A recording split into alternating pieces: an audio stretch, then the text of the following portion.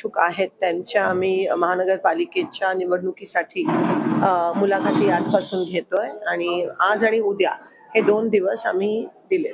मागील काही दिवसामध्ये काँग्रेसचे 2 विद्यमान नगरसेवक गेले, त्यानंतर ही काय पहिली वेळ नाहीये की लोक पक्ष सोडून गेलेत. म्हणजे 2000 जेव्हापासून बीजेपी सत्तेत आलंय तेव्हापासून वोट चोरी नाही, लोक चोरी त्यांची चालूच आहे. आणि मला या गोष्टीचं आश्चर्य वाटतोय की केंद्रात आणि राज्यात त्यांची सत्ता असूनही, अमाप पैसे असूनही, साम दाम दंड सगळे असूनही त्यांना नगरसेवक साठी उमेदवार मिळत नाहीत, ही आश्चर्याची बाब आहे. आणि त्यांना काँग्रेसचे उमेदवार पळून घेऊन जावे लागतात, ही मला कीव येते आणि आश्चर्यचकित मी त्यावर येते की त्यांना आमचे उमेदवार लागतात. सत्तेत असताना सुद्धा त्यांच्याकडे उमेदवार नाही आहेत. ही अतिशय लाजिरवाणी बाब आहे त्यांच्यासाठी. आणि मला असं वाटतं की जे गेलेत सोडून, पक्ष सोडून, आधी जे गेलेत पक्ष सोडून, त्यांचं काय झालंय हे तुम्हाला दिसतंय. मला तुम्हाला ते सांगण्याची गरज नाहीये. आणि काँग्रेस मुक्त भारत करणारे जे आहेत, जे फुशारक्या मारतायत, ते आज काँग्रेस युक्त बीजेपी करतात, ह्याचा मला कुठेतरी आनंद होतोय.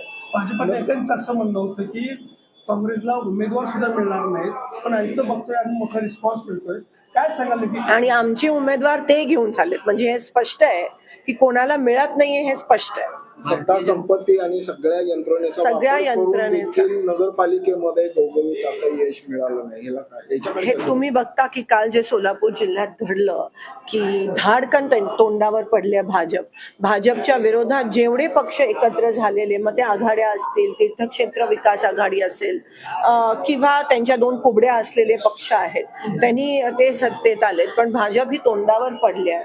एक अहंकार जो आहे तो लोकांना बरोबर कळत असतो. जसं मी म्हणाली, जे पक्ष सोडून जातात त्यांची काय परिस्थिती दुसऱ्या पक्षात झाली आहे, सोलापूरच घ्या तुम्ही. मला कोणाची नावं घ्यायची नाहीयेत, पण तुम्हाला दिसतं आणि जनतेला बरोबर कळत असतं. आज कोणतं आमिष दाखवून भाजप, किती पैशांचा आमिष दाखवून, सगळा काही आपल्या देशात पैशांचा खेळ नसतो आणि हे लोक बरोबर त्यांची जागा. नेते मिळवण्यात ते यशस्वी झाले, पण कार्यकर्त्यांचं मत मिळवण्यात ते अपयशी ठरले असं मला 100%. तुम्ही लोकसभा पण बघा, 1 साइड झालेलं महाविकास आघाडीला. त्याच्यानंतर मशिनरी आणि मनी, ह्या सगळ्या गोष्टीचा वापर करून ते सत्तेत आले. ती काय विधानसभा निवडणूक भाजप सत्तेत आली नाही, ते वोट चोरी, लोक चोरीच्या माध्यमातून हे सगळे फेक निवडून आलेले खरं तर आमदार आहेत. आणि त्याच्यानंतर तुम्ही बिहार बघा, बिहारचं उदाहरण घ्या, सगळीकडे आपल्याला हे दिसून येतं. कालच्या निवडणुकीत पण काही ठिकाणी जिथे आमचे उमेदवार जास्त होते तिथे त्यांनी परत वोटिंग घेतलं, आणि जेव्हा आमचे उमेदवार घरी गेले आणि तेव्हा त्यांनी ते मॅनिप्युलेट केलं रिकाउंटिंग मध्ये. आणि म्हणून तुम्हाला, आणि मग तिथे त्यांचे 2+, 3+, म्हणजे कशा पद्धतीत हे करतात तुम्ही बघा. प्रशासन पण पूर्णपणे त्यांच्या दबावाखाली आहे. मी म्हणत नाही, कारण का आपले ऑफिसर्स हे चांगले आहेत सगळे, पण दबाव एवढा प्रचंड आहे की त्यांना सकम व्हावं लागतं, त्यांना त्यांच्या ह्याच्यात काम करावं लागतं. मुंबईनंतर सोलापूरमध्ये महाविकास आघाडी होईल का, आणि झालीच तर सोलापुरात आम्ही भाजप विरोधी जेवढे आहेत पक्ष, त्यांच्या सोबत एकत्र येऊन आम्ही ह्या ठिकाणी महानगरपालिका लढत आहोत. काल आमची मीटिंग झाली. याच्यामध्ये खूप मोठा फरक आहे. बाळसं धरणं आणि सूज येणारी फरक आहे. तर आपल्या काही नेत्यांचं असं म्हणणं आलं की आता भाजपाला सूज आलेले, भविष्य माध्यमात ते उतरेल आणि बाळसा हा वेगळा प्रकार आहे, सुद्धा वेगळा नाही. नक्कीच मी तुम्हाला म्हटलं की अहंकार जो आहे त्यांना वाटतं कोणालाही विकत घेऊ शकतात, काहीही विकत घेऊ शकतात. हा जो त्यांचा विचार करण्याची क्षमता इथून दिसून येते की ते किती अहंकारी असतील किंवा किती मटेरियलिस्टिक ज्याला म्हणतात असतील, की सगळ्या गोष्टी पैशाने विकत आपण घेऊ शकत नाही.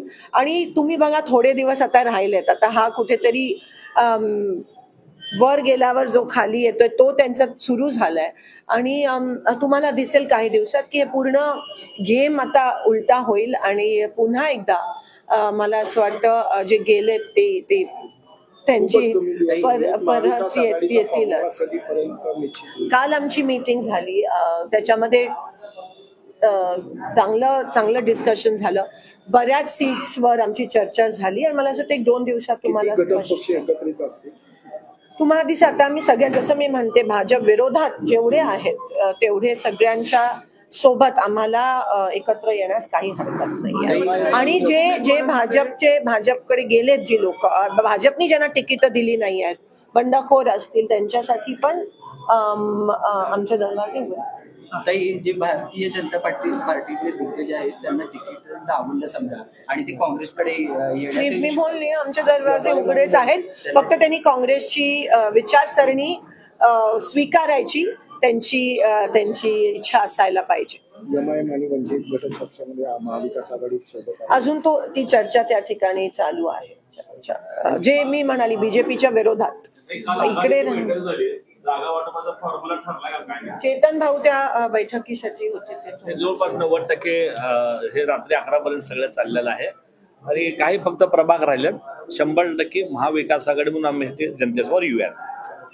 आणि जे आमचे काही आपले गेले असतील सगळ्यांना तर तिकीट मिळणं शक्यच नाही आहे. आणि ते काय करतात आता बघूया. ते काय करतात त्यांच्यामध्येच एवढं लागलंय, तुम्हाला दिसतंय. आज त्यांच्यात एवढे नेते आहेत आणि इगोचा खूप मोठा प्रॉब्लेम झालाय त्यांच्या पक्षात. कोण कोणाचं काय तालमेलच नाही आहे. जे तुम्हाला माझ्यापेक्षा जास्त चांगलं कळते परिस्थिती.